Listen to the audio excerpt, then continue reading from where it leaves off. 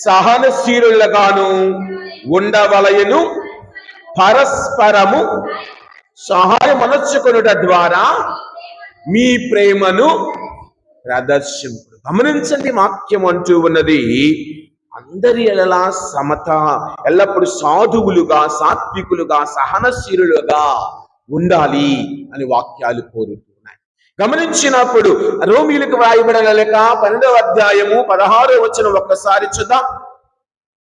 12వ అధ్యాయం 16వ వచనం, అందరి ఎడల సమతాభావమును కలిగి ఉండు, హెచ్చించిన వానియందు మనస్సు ఉంచక,